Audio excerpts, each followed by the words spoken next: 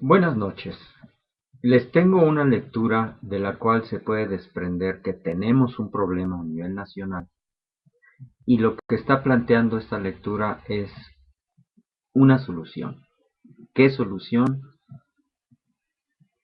¿Cómo solucionar? ¿Quién solucionará?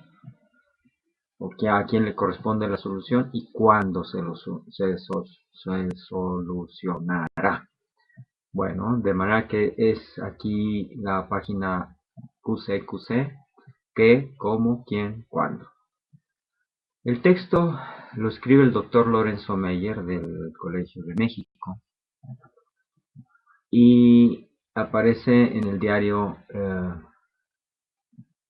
Reforma en la sección de opinión y tiene como título La fragilidad de un empeño de 2 siglos, del 29 de marzo del 2012. El ciudadano.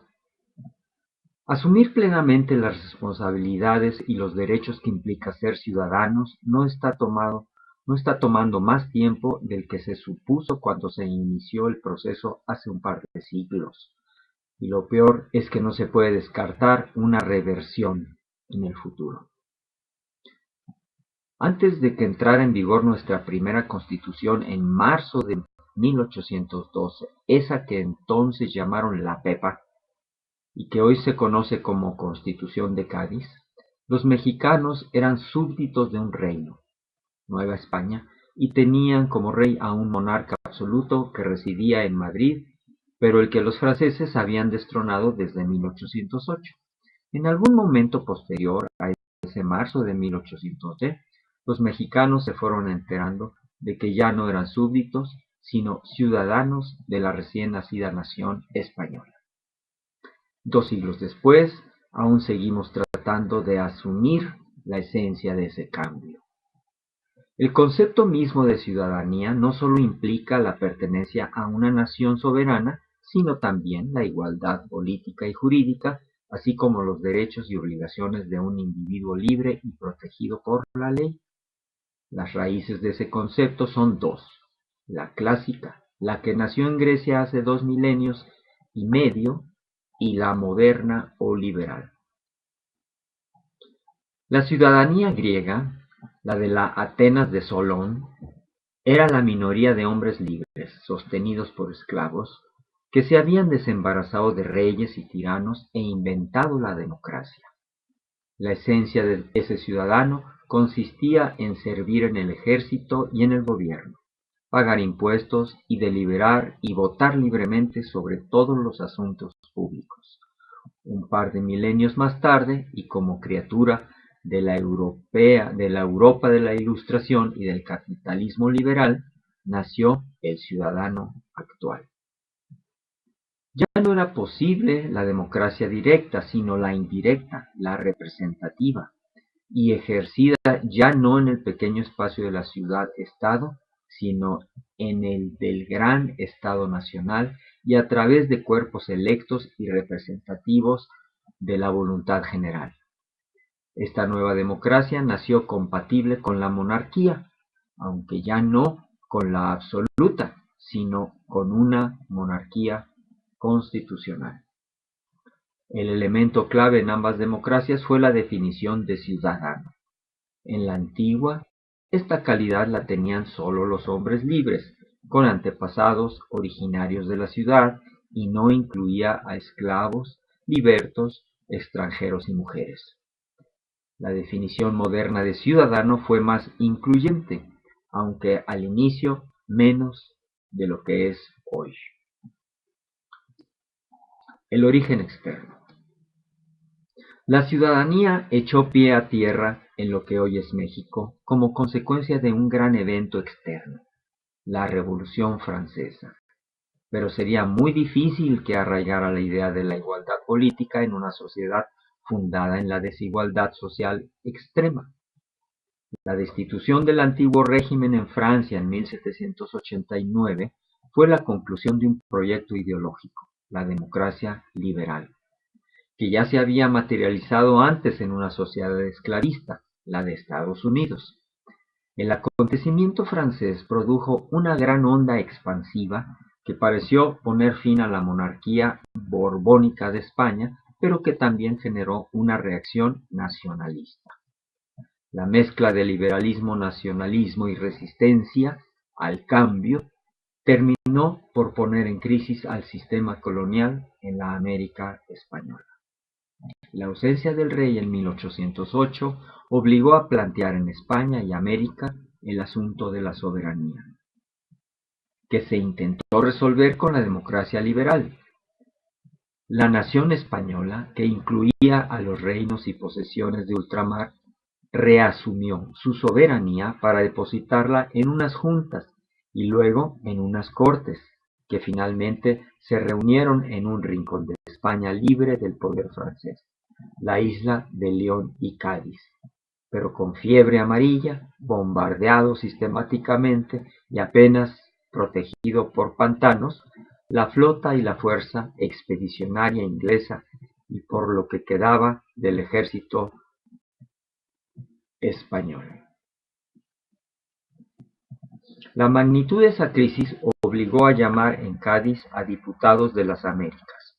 Se necesitaba su apoyo económico y ese llamado fue uno de los gérmenes de la ciudadanía mexicana. La Constitución redactada ahí declaró ciudadanos a peninsulares, criollos, indios y mestizos y apenas dejó fuera a los sirvientes domésticos y a los africanos y sus descendientes, alrededor de 6 millones, y que residían básicamente en América, aunque sí les dio la nacionalidad. En la práctica, un buen número de esos excluidos terminaron por tomarse el derecho al voto mientras la Constitución estuvo vigente. En Jaime E. Rodríguez, La ciudadanía y la Constitución de Cádiz, México, CONACYT, 2005.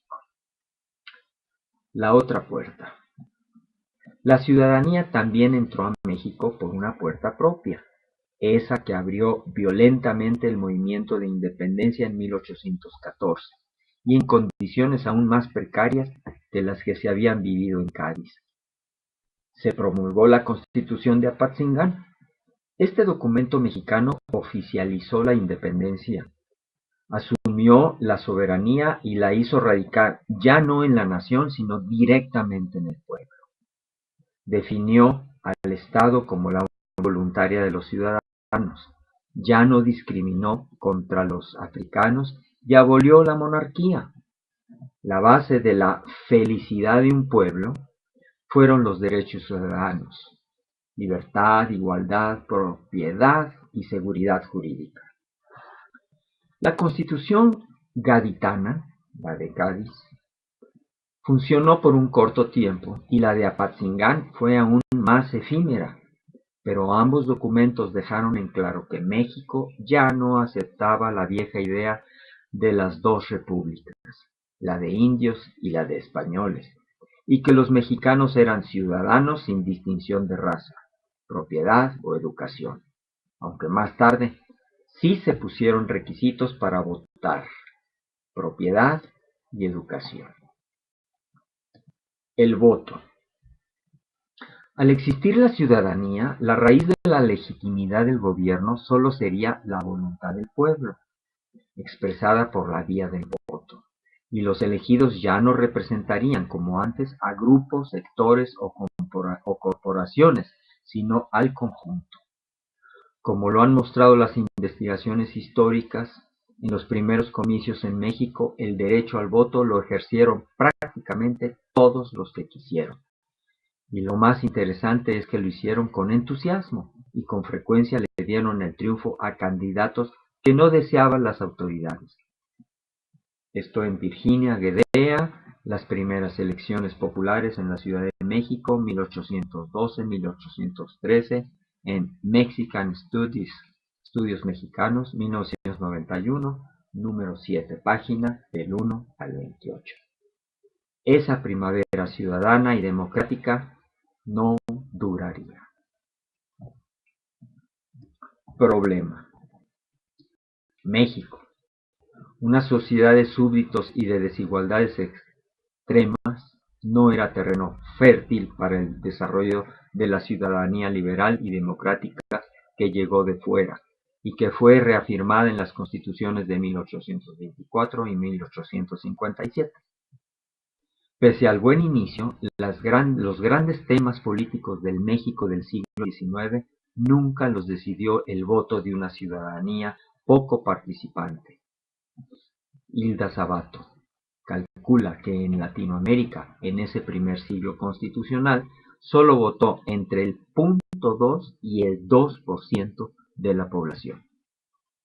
On Political Citizenship in 19th Century Latin America.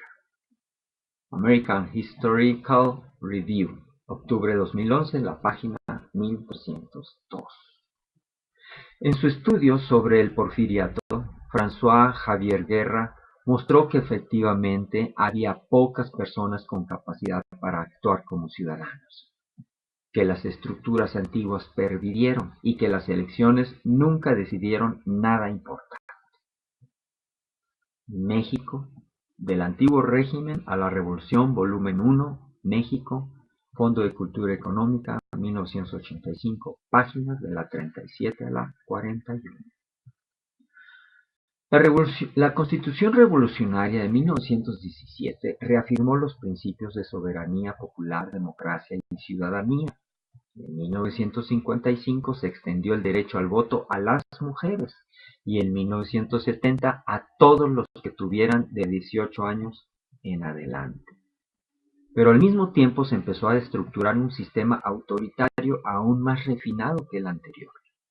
El régimen del PRI fue uno de elecciones sin contenido y presidencialismo sin contrapesos, que no dejó mucho espacio a la ciudadanía. Esto pareció cambiar cuando, tras un enorme esfuerzo, el pluralismo político se impuso en 1997 y 2000. Pero la realidad pronto frustró este supuesto arribo a la modernidad política. Camino por recorrer.